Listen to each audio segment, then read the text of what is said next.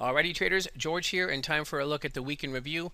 For starters, here are the screenshots of the videos that you saw as part of your subscriber series signals that went out earlier in the week. And they look like this. For the Nasdaq, we had this set up here, basically looking to get long to go through this air pocket and fill up into this zone here. For gold, we had this to work with off of this huge rally here, looking for a continuation or a breakdown of that rally.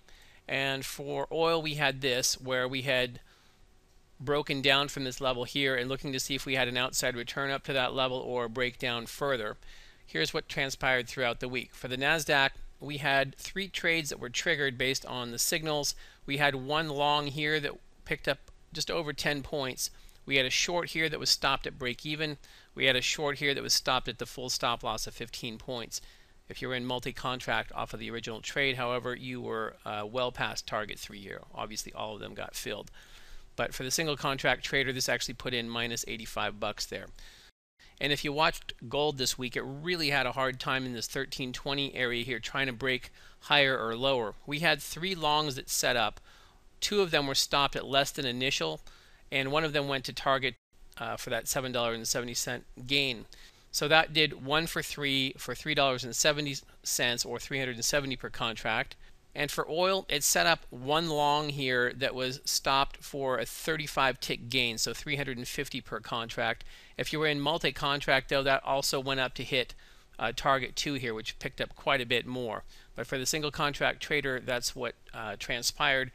Here's what those trades look like on our balance beam spreadsheet, gang. We've got basically 7 trades here, 3 for the Nasdaq, 3 for gold, and 1 for oil. We picked up another $635 this week. There was quite a lot of movement in the market this week, but there was a lot of volatility and also the timing of some of those moves. We picked up a little less than we typically would, but we really outdid ourselves last week. Continuing to build on our equity curve, we're just over 52K now at the start of July 2016 here. So we've got a fantastic continuation of what we started for the first quarter here.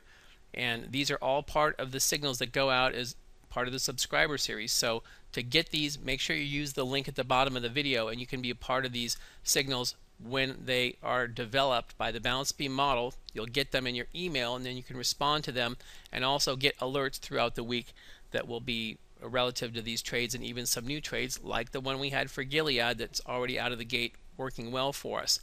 Also, the balance beam model, which is what's driving all of this, is something that you can also use for your own trading. So if you want to be an actual balance beam trader and use the charts to do what you've seen happen here in all these videos, make it happen by using that link, and you can be part of training next Tuesday. All right, gang? Have a fantastic 4th of July weekend, and I'm looking forward to seeing you all back in training next Tuesday.